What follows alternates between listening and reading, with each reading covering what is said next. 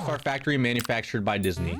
Disney has been manufacturing pop stars for the past 20 years. They missed out on Britney Spears. They struck gold with Hilary Duff. We all know Miley, Selena, Demi, and the Jonas Brothers. And the most recent example is Olivia Rodrigo. There's no debate that Olivia Rodrigo is the biggest new artist of 2021. She debuted her first 3 singles at #1 on the Billboard Hot 100, making her the first artist in history to do so. Then her very first album, Sour, debuted at #1 and sold 300,000 copies first week. She peaked at 60 million monthly listeners on Spotify this summer and amassed 4.3 billion Spotify streams. She is the newest addition of the Disney pop star roster that overpowered the early to mid 2000s. But when I found out that she was a former Disney Channel star, it got me thinking, man, we haven't seen somebody this poppin' come from Disney in a long time. The 3 biggest artists to start their careers on Disney are Justin Timberlake, Christina Aguilera, and Britney Spears. Jeez. But Disney was not able to capitalize on their music careers like they were able to with Miley Cyrus, Selena Gomez, Demi Lovato, and a few others. Which leads me to ask a bunch of different questions. Is Disney responsible for the success of these artists? How did Disney produce as many pop stars as they did in the early 2000s? Where did they go wrong in the 90s? Why haven't they produced any other big pop stars in the past 7-ish years?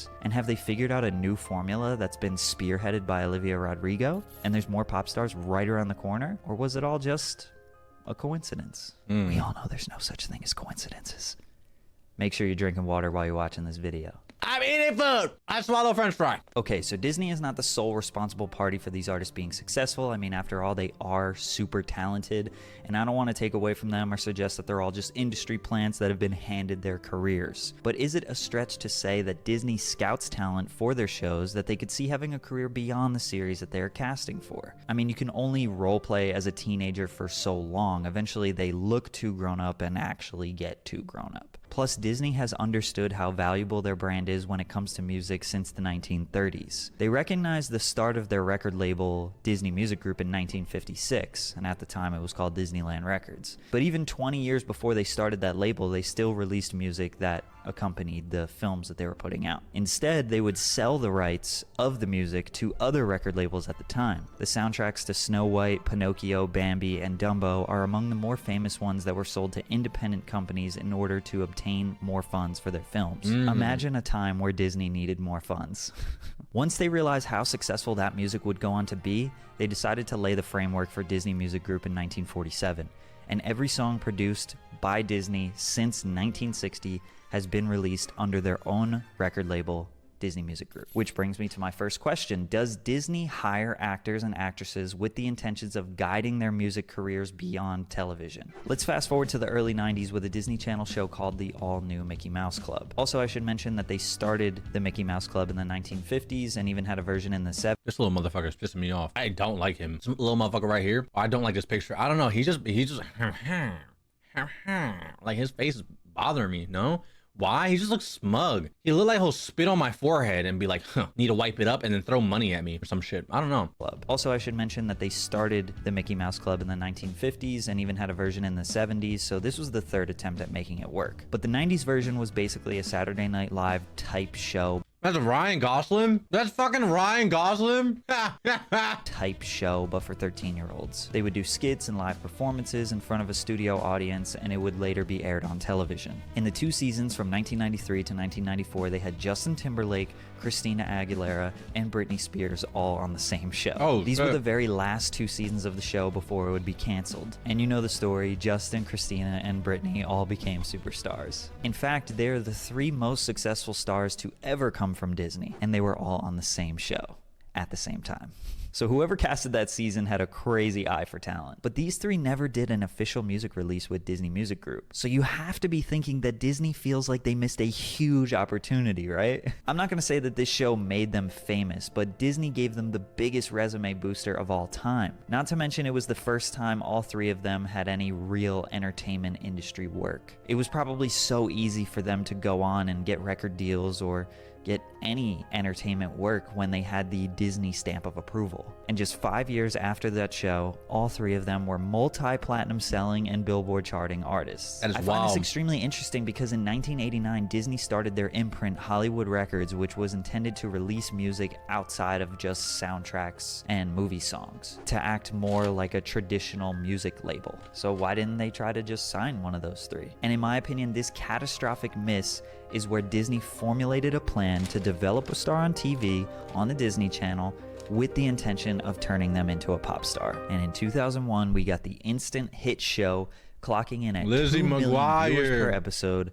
Lizzie McGuire, who Nah, because there was a movie too where she was singing and then she went on, yo. is played by none other than Hilary Duff. The premise of the show is Industry a 13-year-old plans. girl who faces the regular personal and social issues of teenage years. Lizzie tries to develop her own identity, but is also attracted to the idea of popularity at school and longs for social acceptance among her peers. Throughout the show, she would express her love for singing and performing, along with literally wishing to be Britney Spears. I like who I am, but I'd like to be Britney Spears. Some pretty epic foreshadowing. In natural Disney fashion, they released the soundtrack to the show on August 13th, 2002 after the first season, and it would go platinum. But Hilary only performed the first song, Can't Wait, on the project, and that song was getting tons of radio play. I even found this old article where critics suggested that the Disney star was getting preferential treatment over That's how it is, bro.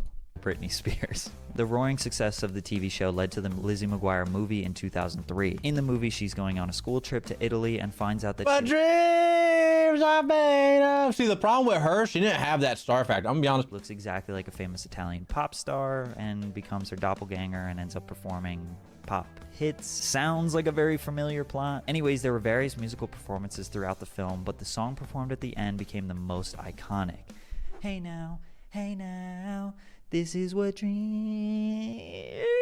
I didn't hit the note, I'm sorry. They actually released the soundtrack before the movie, which was common Disney practice. That way the album was already in stores by the time people watch the movie, so they can leave their house and go buy it. Not like today where you can just upload to streaming services the same day. And because of the movie, the album went 1 times platinum. So they figured, let's do a whole Hilary Duff album. Oh, no. Just 3 months later, they released Hilary Duff's Metamorphosis album, which would go 3 times platinum. How? More successful than both of the soundtracks. She even did a 2-month-long tour. And just 2 months later, February 2004, How? That Lizzie shit was McGuire, the trash. TV show, ends, and they did not start season 3 because Hilary was not happy with the money she was being offered. This started the downfall. July of 2004, they did A Cinderella Story, which was a I love this one. huge success and has an estimated profit of about $75 million. And I kind of summarized all of this, but Chat. So I have this on DVD. When we used to move a lot, because we used to move a lot, we had a, you know what I mean? Hey, rent due, bloop, we out that bitch. Fuck is he talking about? Bye. You know what I mean? We didn't have no cable or nothing. So we just had mad disc. You feel me? And this was one of them, bro.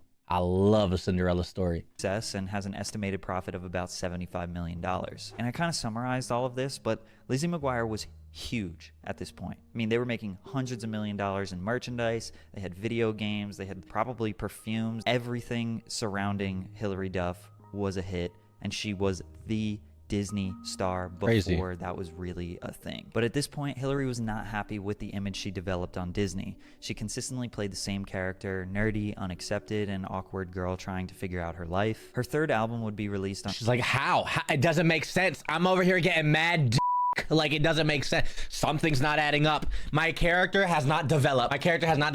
I'm still not hitting these fucking notes, and I'm still like shy. Like I just fucked 8 guys right fucking last Tuesday. Okay, I don't think I'm shy anymore, motherfucker. All right, I'm sorry. I apologize. I would like to apologize. on her 17th birthday, and she had way more involvement on it than the first one. She tried to break the Britney Spears mold that Disney forced kind of on her and went for a more punk Avril Lavigne type vibe. The album would sell 1.8 million records, so it was very successful. But at this point, she wouldn't work with Disney again on a film or TV show, and she would only focus on her music and release through Hollywood Records. Her next 2 albums, Most Wanted and Dignity, would go on to have mild success. Yeah, because they fucking forced the success on the other one. Sorry, not sorry. That's just how it works, bro. When you're chosen, when you're the chosen one, bro, okay, they're going to, you're not chosen by the people, you're chosen by the company, bro, and you fuck the company, you're no longer the chosen one, bro. Okay, that's just how it works between the people or not. That's just how it is. Question marks. Okay, I'll put it like this. Say there's a VTubing group, right? And there's a VTuber that's making the fucking company so much money. He just fucking pumping out content. He or she is just going crazy, right? And then one day he goes to the company. He's like, hey, Mr. VTube company, man, I would like a little bit more money. And they're like, get out of my office. And he's like, no, seriously, I would like a little bit more. You know what I mean? And they gonna laugh him out the office. You know what he gonna do? He gonna be mad. He gonna leave, right? And then he not chosen by the people no more. He chosen by the motherfucking company because they was pushing his. You see what I'm saying? Give you spots to someone else. That's just how it worked, bro. They got him in rotation, chat. They got him in rotation, bro. That's just how it is. It just makes sense. But in my opinion, Disney tried to manufacture exactly what they missed out on in the 90s. They attempted to recreate Britney Spears. And I guarantee you she used the blueprint, bro, and then they followed that blueprint like a motherfucker. And I know that sounds rough, but Hillary's first album was literally a kid-friendly Britney Spears album. And I think she realized this in 2004 when they tried to negotiate Lizzie McGuire Season 3. She became resentful of the Lizzie brand and fame, and once the turmoil started with Disney, her success as a musical artist fizzled out. But once they received that massive success on Hillary, I have a feeling that the talent scouts at Disney turned up a notch. They weren't gonna make the same mistakes they did in 93 and 94 with Britney, Justin, and Christina. And they had the success of Hilary Duff to prove that they were on the right track. Hillary was the blueprint, and she knows this. I just said that right now. It's crazy. He's in my fucking brain. If it wasn't for you, there wouldn't be a Miley, a Demi. Exactly. Do you ever look at it like that? Like you kind of started what they're doing now? I do, but I don't sit around and like take credit for it. And for the She better than me. She better than me. I'm the motherfucking blueprint, chat. I'm the motherfucking, I'm saying it. I'll say it flat like this. I'm the motherfucking blueprint. Kenji, stop. Nah, fuck that. Look at these other motherfuckers and then look at me, bro. Who the blueprint, bro? Stop playing with me. Fuck is you talking about? On everything I love, I'm out here the blueprints. She still sound mousy. I like her voice. I like Lizzie McGuire's voice, but she better than me. I'll be on the radio. Why all these motherfuckers on my dick? Look at them. Copy number 1, copy number 2. I sound like Soldier Boy. I did it first. Like, bro, on everything I love. Kenji, what's up? Yo, what up, dude? next 7 years, they were about to churn out Popstar after Drake. That's what I'll be like. Drake. And for the next 7 years, they were about to churn out Popstar after Popstar and the best artist rollout in history. No, I don't know. The confidence is key. No, I'm just kidding. Listen, I think people just see it though. You know what I mean? Like people know. Lizzie McGuire doesn't have to fucking see it. Like motherfuckers know when motherfuckers are like the blueprint and motherfuckers follow. It's just how it works, bro. You know what I mean? It's just how it works. In this case, you know what I mean? The Lizzie or what's it called? Miley Cyrus and all the people that followed, bro. They just had the company push. They were the chosen ones. You know what I mean? So they're gonna be successful no matter what. Disney is going to make them successful. You know what I mean? Like it's not even like if, ands, or buts, bro. You know what I mean? It's like joining like a V2 company. You know, like say I join Niji Sanji and I'm no one. You know what I mean? The next day I'm going to be someone because you signed. Like they're going to make you something, bro. It's guaranteed. You're the chosen, bro. I don't know. Disney is flopping right now because motherfuckers are like, bro, do we really need? We're in a day and age where we're like, do we really need Disney? Do we really need companies? Because we could literally put out some bullshit right now, bro. What's it called? Like, bro, I could put out some bullshit ass music right now on Spotify. I could push it out right now, bro. I don't need a label. I don't need none of that extra shit. You know what I mean? Will it do as good? Maybe not, but I still have the potential to grow and be as viral. And if I do go crazy, no one's in my pockets taking 80% of my fucking shit. You see what I'm saying? It's just how it is, bro. You can make yourself the chosen one, chat. Popstar after Popstar and the best artist rollout in history was about to begin. 2006 High School Musical. Zac Efron, Vanessa Hudgens, and Ashley Tisdale are the three newest Disney Channel superstars of 2006. And this movie was huge. Box office numbers were a little low, a measly $4.2 million, but they sold $100 million in DVDs. You know, it wasn't like a real go to the theaters movie. Like they aired it on Disney Channel. The soundtrack will go 4 times platinum in the US and multiple times platinum around the world. As of January 2016, the album has sold 5 million copies in the US alone, making it the best-selling TV soundtrack since Nielsen started keeping data in 1991. I gotta confess, I never watched High School Musical. Maybe like 20 minutes of it. It was also the #1 selling album of 2006. You could make an argument that the soundtrack was way more impactful and successful than the movie itself. But Zac Efron obviously didn't pursue a music career. Vanessa Hudgens' first 2 albums wouldn't even go gold. And Ashley Tisdale had a very mild music career herself. But what would be the perfect... I feel like Ashley was trying too much, bro. I'm gonna be honest. Perfect follow-up to a wildly successful movie about high schoolers that sing? What about a show about a middle schooler Sorry, who Ashley. had a secret life as a pop star? I hinted at this before, but you can draw similarities in the Hannah Montana plot to the Lizzie McGuire movie, which is not a coincidence. They literally took the idea of Lizzie McGuire, combined it with High School Musical, and birthed Hannah Montana. Damn. Just 2 months after High School Musical aired, season 1 of Hannah Montana aired. They even used the HSM cast to promote the show. We're the cast of High School Musical, and we're the cast of Hannah Montana. Your show's gonna be great. Your movie was awesome. Yeah, but yours is gonna be off the hook. The first season of Hannah Montana was a huge hit. It was the biggest season premiere in Disney Channel history. Midway through season 1 on October 24th, 2006, they released the first official album for Hannah Montana, and it went 3 times platinum in 8 months. Once the first album hit that 3 times platinum milestone, they dropped the second album, and that one would go 3 times platinum in 6 months. Then a few months after that, they dropped Miley's first solo album. That one went platinum in its first month. Also during this time, they signed the Jonas Brothers and introduced Selena Gomez as a rival pop star to Hannah Montana. Wait. I know that all started to hit you very fast. And it hit me fast too when I was doing the research. It's like everything is going step by step cool, and then boom, all this crazy shit is happening at the same time. So let's go exact You got in the revenue, fuck chronological it. order so I can show you how pinpoint accurate and pre-planned and just literally perfect the rollout was for all of these superstars' careers. January 2006, High School Musical, movie soundtrack, album of the year. 2 months later, Hannah Montana starts. October 2006, Hannah Montana first album, 3 times platinum. February 2007, signed the Jonas Brothers to Hollywood Records. This was more of like a traditional record deal, not for like a TV show or a movie yet. April 2007, season 2 of Hannah Montana. June 2007, Hannah Montana album 2, which was combined with Miley's first album. It was like this double-sided disc thing. Like The Jonas Brothers had a damn cult. Dude, just imagine like imagine being talented, right? And having a company come to you and be like, listen, we can make you famous. And you know they're not bullshitting. Like Disney hits you up right now. Listen, we can make you famous right now. Like, what do you do, bro? What do you do? Cause that comes at you fast, bro. That comes like a little bit of Twitter clout, a little bit of Twitch clout. That ain't shit, bro. We're talking, you're getting perceived by millions. Oh my goodness. album 2. Sell out easy. You're gonna sell out, chat? You dumb, bro. No, you're not dumb. You solidifying your chat. If you take that, look at all the fucking Disney stars or whatever the fuck, anyone that had their own show, or even if you're a background character, you're already solidified, bro. You're literally already known. Which was combined with Miley's first album. It was like this double-sided disc thing. Like the first half was Hannah, then the next half was Miley, but 3 times platinum. And then at some point while this is happening, they discover Selena Gomez. And 1 month later in July, they give Selena a role on Hannah Montana as a rival pop star. August 7th, 2007, the Jonas Brothers album releases, which would go on to be platinum, but listen to this rollout. 10 days after the album releases, August 17th, High School Musical 2 premieres on the Disney Channel. This premiere was significantly higher than High School Musical 1. The hype was real. 17 million live viewers. Holy shit. The largest premiere in Disney Channel history. The next thing that they aired immediately after the movie on Disney Channel was an episode of Hannah Montana. And who was on that first episode of Hannah Montana? None other than the Jonas Brothers. That's crazy. They tying it. It's like the MCU version of fucking Disney.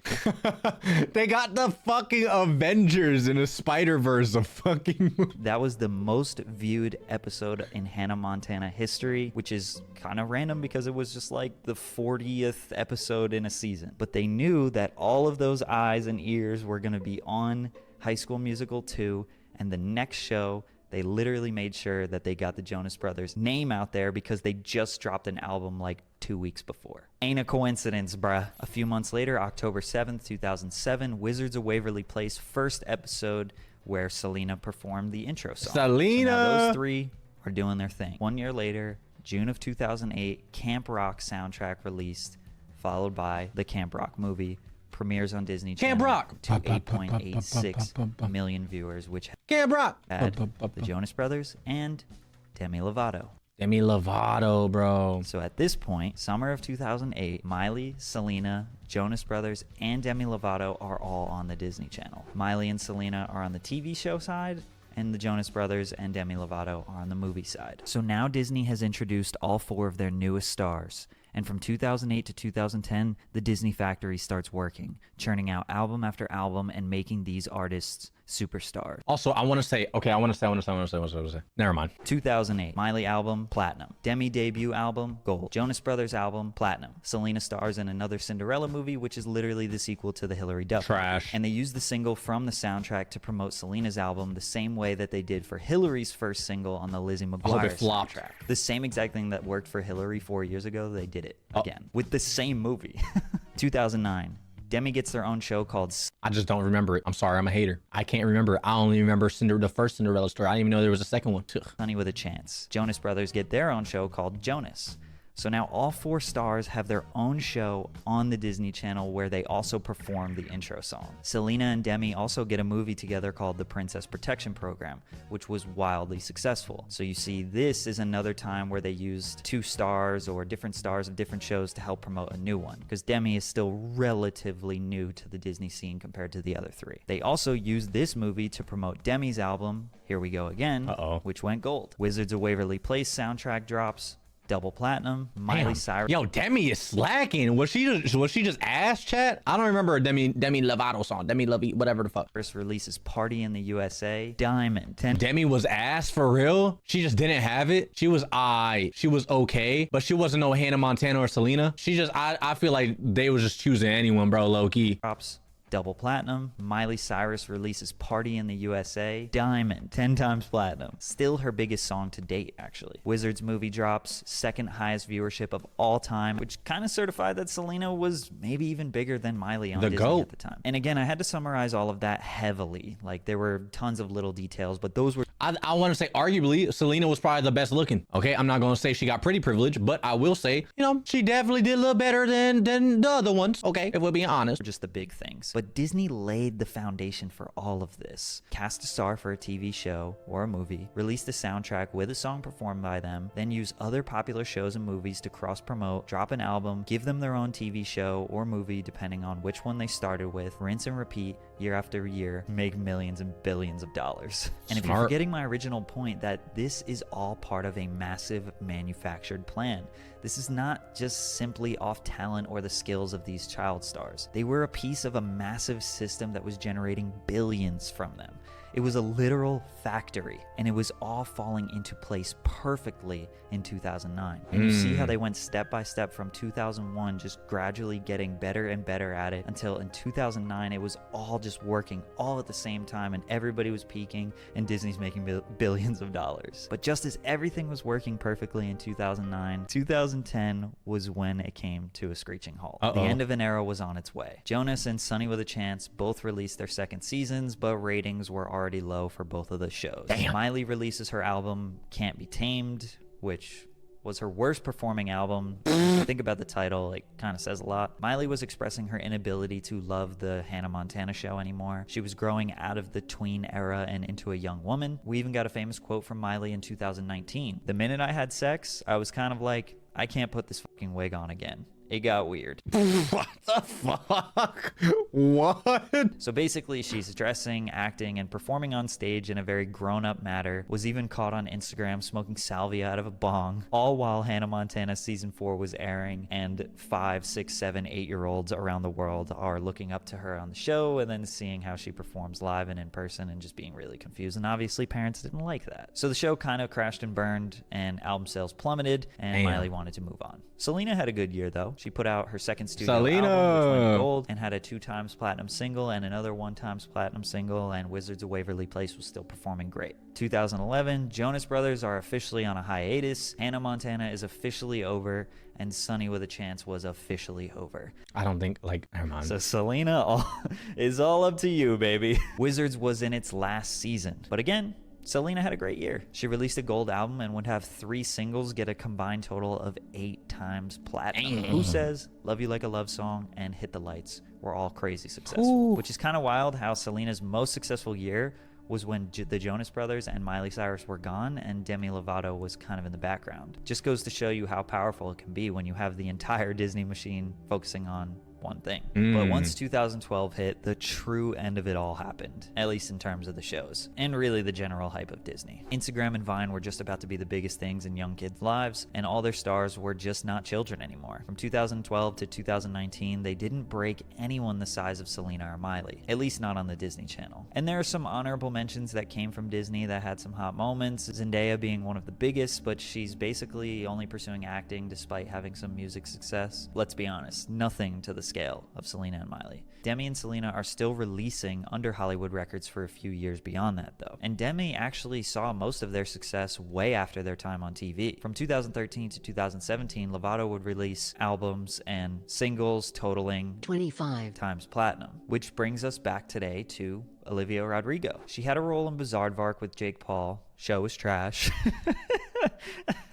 I don't know. I didn't watch it. I was a whole ass adult at that point. But her more significant role and bigger fame came with the Disney Plus show, being the star of High School Musical, the show. Trash ass name. But she wrote 2 songs, All I Want and Just for a Moment, on the soundtrack, which were very successful songs. I mean, nothing to the level of the original High School Musicals, but who doesn't love a good reboot? And then she would go on to sign with Interscope Records and work on her debut album Sour, which broke numerous records. So Olivia never released any music with Hollywood Records. No solo songs, no albums, no nothing, aside from the songs that were in the High School Musical show. And after all the research I did, after everything I've laid out in front of y'all, it raises so many questions. And I have a few speculations. Maybe Disney has just recently figured out how to adapt to the new TV climate with Disney Plus. Because we all know people ain't watching cable, and they haven't been for the past few years. They don't know how to adapt to this new music climate because the only way they had successful record sales was by dropping albums the same day that they premiered a movie or a TV show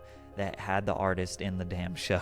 So Olivia was able to get her fame up, then quietly move over to a real record label who could make her a star in 2021. Or this. Disney makes these people famous. I mean, everyone, starting with Hilary Duff, all got their fame from Disney. No question, no debate. Maybe Disney has one of them for life contracts, where they low-key get a small percentage of everything that they make forever. So it Probably, bro. Like, they get a percentage off of your likeness. It's only fair, chat. You might think it's unfair for something like that, but chat, you're set for life. If Disney chooses you, you're set for life. And I'm very against like company shit, but at the same time, I don't know. doesn't really matter if the talent releases with another label or uses them to become famous because they got that finder's fee forever. Which sounds kind of like a conspiracy, but think of the platform and the resume Disney gives you when you're a young talent, actress, music, whatever it is. You have the Disney stamp of approval, like the biggest business ever. There is no doubt that Disney has mega connections in these record labels. Hell, they could probably even buy every single record label out there. So is it really a stretch to say that if you get discovered by Disney, maybe they got you for life? Or the third, which is a bit more positive and a little more open-ended. Maybe Disney finally figured out the finesse, and Disney Plus is about to give us a whole new era of Disney pop stars. And they have been plotting and planning their new blueprint for the past 7-ish years, and Olivia is their first example. Kind of like when they missed out on Britney in '94 and made Hillary in 2001. Disney kind of held on to Demi and had a lot of success with her for the past few years, but they've been plotting and working on something new, and we have Olivia. Maybe this is just the beginning of the Disney Plus era, which would what do you think, more dude? Iconic shows, and even better, iconic pop stars, iconic music. But what do you think? New videos on my main channel every... Just ask that, bro. What do you guys think?